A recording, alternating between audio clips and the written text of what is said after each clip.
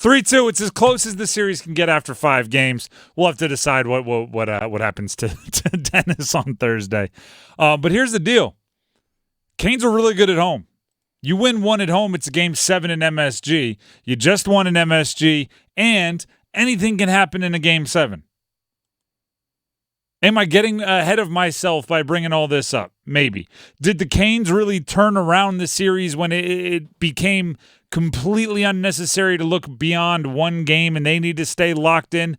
Yes. As long as the players aren't getting ahead of themselves, let's go crazy. As long as the players aren't getting ahead of themselves, let's talk about it.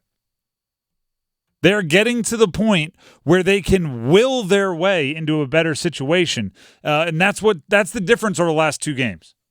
The last 2 games have not been easy. They have not been obvious. There have been struggles. They have had to come from behind. They've had to get goals from unlikely places. But the difference is they did all those things.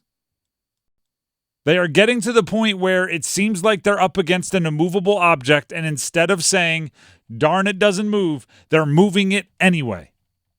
Igor Shesterkin was not going to get beat yesterday.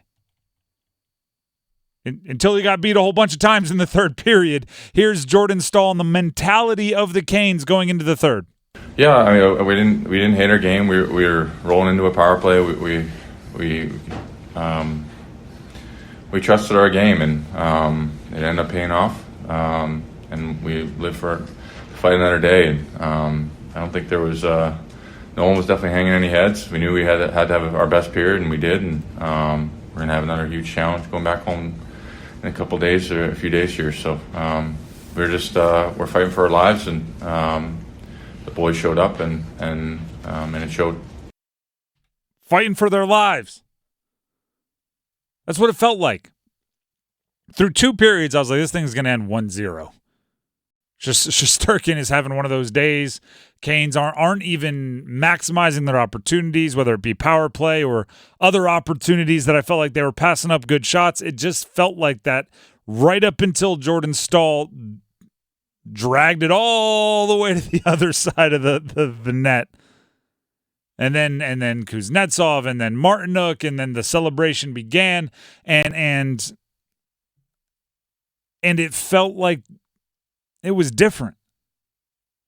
It was that moment where you went, like I said, the immovable object just got moved, right? The unstoppable force got stopped in its tracks. And you recognize, I used this exact term yesterday going into the game.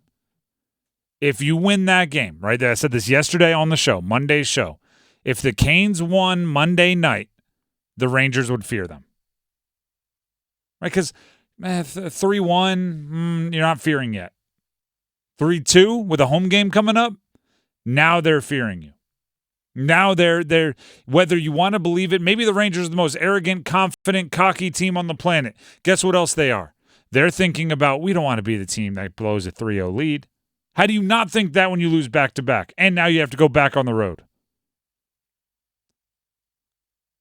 How do you not? Just think about it like you were one series ago when the Canes were up 3-0, and then they lost 3-1, right? They lost the game 4 to the Islanders. What were we saying? All right, come back home, business-like, end it in Raleigh. Your own fans get to see you one more time. No harm, no foul, as long as you win game 5. That's where the Rangers were right up until probably the Martinook goal. Once that Martinook goal at the back of the net, they went harm and foul. It is not no harm and no foul. Harm and foul. We're going to have to go back to Raleigh. It is one of the more difficult things to do in team sports is punch back in a legitimate way that scares your opponent after going down 3-0. It's not easy. You're exhausted. You're playing the same team. They feel like they have your number. It feels at times like a hopeless cause. And the Canes, credit to Canes culture, credit to the leadership in the locker room, credit to Rod Brind'amour. They've won back-to-back games to completely change the series. And now you have Evgeny Kuznetsov, who, by the way, I don't To be completely honest, I didn't listen to a lot of Kuznetsov post-game pressers at his previous stops.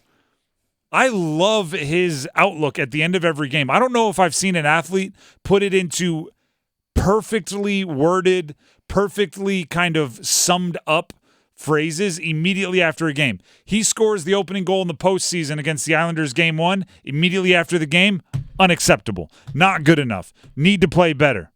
Going into last night, what was the term Kuzi used? He said it's going to be a dogfight. He said we expect it to be a dogfight. What was it? Exactly that. Kuzi, he should, like, when he's done, he should go into, like, I don't know, fortune cookie writing or greeting card writing, because the guy can sum up a feeling pretty good. Kuznetsov was asked, is there more pressure on New York right now? You got me, Dennis? Kuzi. I don't know what's, it's not on me to decide who's pressure or not. I think that's a two beautiful teams that, competing against each other, and it's a dogfight now. And what we're trying to do last 4 days, we're just living it day by day and do what's best available with their opportunities, and we're just using it. And like I said, I'm so grateful to have these moments. Grateful. Day by day. I think the Canes are in the right headspace. I think that's the most important part.